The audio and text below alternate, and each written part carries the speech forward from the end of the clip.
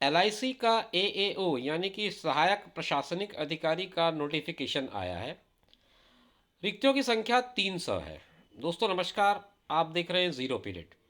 Zero period के आज के इस वीडियो में हम लोग बात करेंगे सहायक प्रशासनिक अधिकारी के पद पर नियुक्ति के लिए एलआईसी के द्वारा जारी किए गए विज्ञापन की।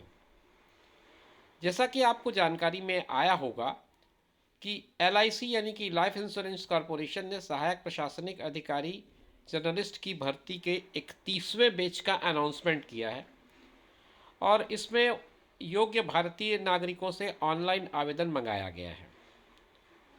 आवेदन की प्रक्रिया केवल ऑनलाइन होगी, दूसरी प्रक्रिया कोई और अगर आप अपनाते हैं तो वो स्वीकार नहीं किया जाएगा। ये बात स्पष्ट लिख दी गई है नोटिफिकेशन में। रिक्तियों की जो संख्या है वो 300 है, जिसमें अनुसूचित जाति, अनुसूचित जनजाति, अन्य पिछड़ा वर्ग, आर्थिक रूप से कमजोर वर्ग यानी कि ईडब्ल्यूएस और बेंचमार्क विकलांग व्यक्तियों के लिए आरक्षण है। और इस तरह से ये जो चार्ट है आपके सामने स्क्रीन पर दिख रहा होगा, आप उसे देखकर समझ पाएंगे कि किस तरह से रिजर्वेशन के क्राइटेरिया को फॉलो किया गया है। कुछ बैकलॉग पोस्ट है और नया पोस्ट है। इस तरह से कुल मिलाकर के 50 पद अनुसूचित जाति के लिए हैं, 27 पद अनुसूचित जनजाति के लिए, अन्य पिछड़ा वर्ग के लिए 84 पद, अनारक्षित 112 पद और ईडब्ल्यूएस के 27 पद। तो कुल मिलाकर के 277 इस साल के पोस्ट हैं और 23 यानी कि 23 पद जो है वो बैकलॉग हैं। तो ये तो हो गई पदों की संख्या के बारे में जानकारी। अगर मैं आगे बढ़ूँ तो आगे मैं आपको बताऊंगा कि रिक्तियों की संख्या और उसके अलावा इस नोटिफिकेशन में क्या चीज़ है। आप वीडियो पर बने रहिए, जो आपके काम की चीज़ होगी पेज में मैं वहीं जाकर रुकूंगा। मैं पेज को अब स्क्रॉल कर रहा हूँ आपके लिए। और परीक्षा की समय सारणी पे पहुँचते हैं हम। इसमें पूरा का पूरा डिटेल दिया हुआ है कि किस तरह से इसमें जो डेडलाइन होगी किस तरह से काम करेगा, क्या क्या डेट्स पे क्या क्या काम आपको करने हैं। सबसे पहले आपको बताया जा रहा है 15/1/2023 यानी 15 जनवरी से आवेदनों का ऑनलाइन पंजीकरण और आवेदन शुल्क भुगतान करने की तिथि शुरू हो गई है। मतलब 15 जनवरी से काम शुरू हो चुका है। ऑनलाइन पंजीकरण और आवेदन शुल्क के ऑनलाइन भुगतान करने की जो लास्ट डेट होगी वो 31 जनवरी होगी। तो ये कुल मिलाकर के 15 दिन का समय आपको दिया गया है। 15 जनवरी से 31 जनवरी के बीच आप ये पूरा प्रोसेस कंप्लीट कर लें। फिर उसके बाद कॉल लेटर कब तक डाउनलोड करना है, इसके बारे में वो कहते हैं कि परीक्षा से 7 से 10 दिन पहले आपको ये डाउनलोड करने का मौका मिलेगा। ऑनलाइन जो एग्ज़ाम होगा उसके लिए एक टेंटेटिव डेट दिया गया है 17/2/2023 से 20/2/2023। 17 फरवरी 20 फरवरी के आसपास ये ऑनलाइन एग्जामिनेशन होगा ऐसा बताया गया है। और ऑनलाइन परीक्षा की तिथियां, मुख्य परीक्षा, ये जो पहला जो मैंने बताया वो प्रीलिम्स के लिए था। फिर जो मेंस होगा वो 18 फरवरी को होगा। ये उन्होंने फिक्स डेट एक दे दी है, उसमें अनुमानित लिखा ज़रूर है बट एक डेट उन्होंने दिया है 18 फरवरी का, 18 मार्च का, क्षमा करें, 18/3। तो 18 मार्च को इसका मेंस होगा और 17 फरवरी 20 फरवरी के आसपास हम मान रहे हैं कि इसका प्रीलिम्स होगा। और अब उम्मीदवारों को ये भी सलाह दिया है कि आप इसके लेटेस्ट अपडेट के लिए एलआईसी इंडिया के वेबसाइट पर बने रहें ताकि आपको कोई भी अपडेशन वहाँ से मिस ना हो पाए। आगे बढ़ते हैं, इस पीडीएफ में और कौन कौन सी बातें हैं वो समझने का प्रयास करते हैं। पात्रता की शर्तों के बारे में आयु सीमा का स्पष्ट उल्लेख है, 21 से 30 की बात कही गई है। और जो अलग अलग तरह के इसमें छूट मिलते हैं, रिलैक्सेशन है, उनका भी एक उल्लेख किया गया है। आप मेरे टेलीग्राम चैनल पर या फिर एलआईसी के वेबसाइट पर जाकर ये पूरा पीडीएफ इंग्लिश में और हिंदी में दोनों माध्यमों में अवेलेबल है। आप जिसमें ज़्यादा कंफर्टेबल है, ज़्यादा सहज हैं, उस भाषा में आप इसे डाउनलोड कर लें और पढ़ लें। मैंने आम जनता की भाषा के कारण हिंदी का ये पीडीएफ आपके लिए डाउनलोड करके यहाँ पर स्क्रीन पे दिखाया है। अगर आप हिंदी में सहज नहीं हैं तो आप इंग्लिश का पीडीएफ भी डाउनलोड कर सकते हैं। ये एलआईसी के वेबसाइट पर अवेलेबल है, आप जा सकते हैं। आगे बढ़ते हैं और इसमें शैक्षणिक योग्यताओं के बारे में एक पूरा का पूरा मापदंड है।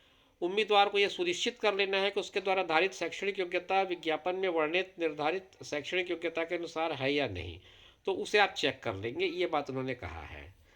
अब इसमें जो सैलरी होगी उसके बारे में एक थोड़ा सा आइडिया उन्होंने दिया है कि 53,600 रुपये का बेसिक हो जाएगा, और उसके बाद फिर 2645 का एक इंक्रीमेंट बता रहा है। इस तरह से एक स्केल है, आप टेक्निकली आप इसे बाद में समझ पाएंगे। सेवा शर्तों के बारे में बात की गई है, परीक्षा की बात की गई है, गारंटी बांड की बात की गई है। आवेदन शुल्क जो ज़्यादा ज़रूरी है उस पर मैं रुक जाता हूँ। आवेदन शुल्क होगा आपका सूचना प्रभार 85 रुपये, ट्रांजैक्शन चार्जेस प्लस जीएसटी।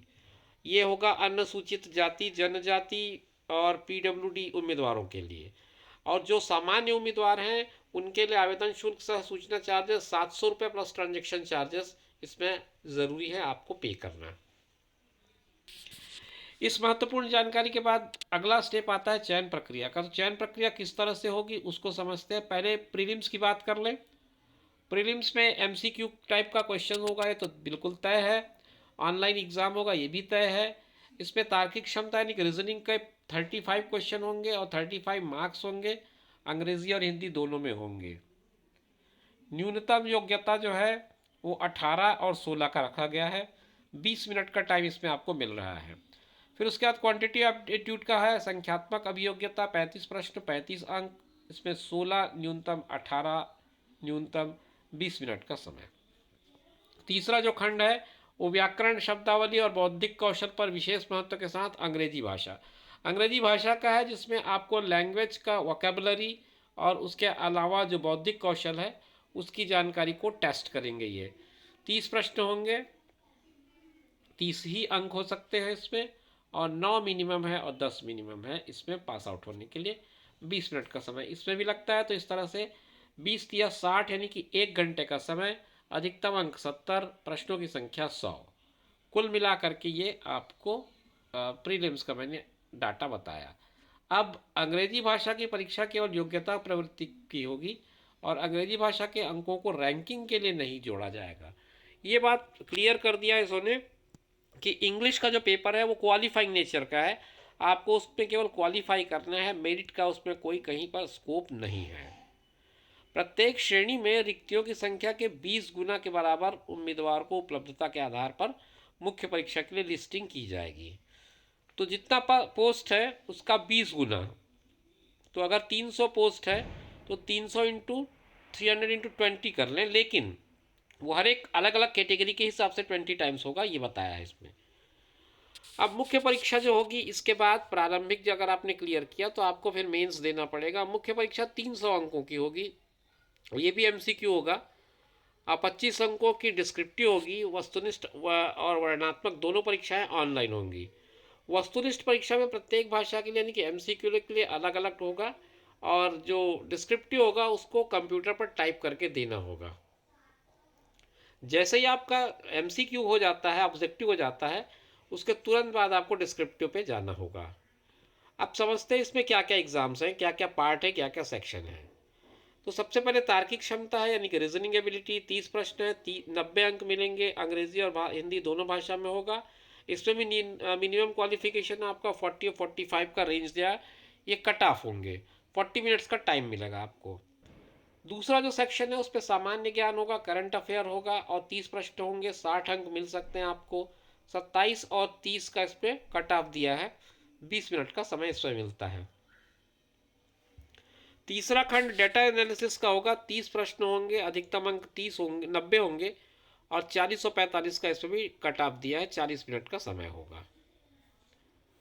फिर आगे बढ़ते चौथा सेक्शन होगा हमारा बीमा और वित्तीय बाजार की जानकारी। ये स्पेसिफिक होगा क्योंकि एलआईसी के लिए पोस्टिंग हो रही है, तो इसमें बीमा की जानकारी आपको अच्छे से होनी चाहिए। 30 प्रश्न, 60 अंक, क्वालिफाइंग कट ऑफ 27 और 30 का होगा। तो कुल मिलाकर के 120 प्रश्न होंगे, 300 अंक बनते हैं, 2 घंटे का समय मिलता है। जैसे ये परीक्षा खत्म हो जाएगी आपको अंग्रेजी भाषा का निबंध लेखन का एक प्रश्न पत्र है उसमें जाना होगा। 2 प्रश्न होंगे, अधिकतम 25 अंक होंगे, और ये अंग्रेजी में ही लिखना होगा। अब आगे बढ़ते हैं। इसमें और कोई बहुत महत्वपूर्ण बात होगी तो मैं आपके साथ साझा करूंगा, अन्यथा लगभग हमने जो मुख्य बातें हैं उस पर चर्चा कर ली है।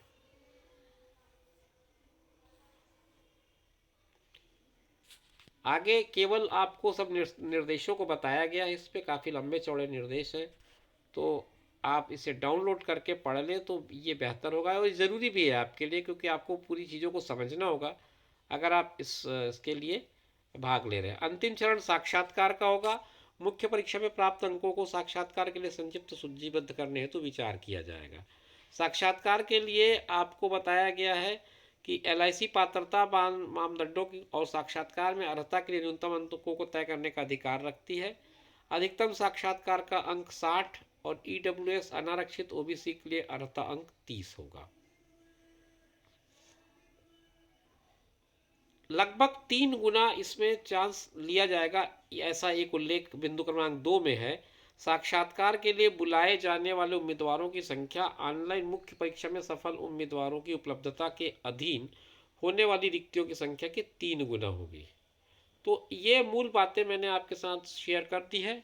आप पूरा विस्तार से समझना चाहें तो इसको PDF को डाउनलोड कर लें और विस्तार से समझें। शुभकामनाओं के साथ इस वीडियो को मैं यहीं पर विराम दे रहा हूँ। आगे आपसे फिर मुलाकात करेंगे, बात करेंगे। तब तक मुझे दीजिए इजाज़त। आप अपना ख्याल रखें, साथ में उनका ख्याल रखें जो आपका ख्याल रखते हैं। धन्यवाद।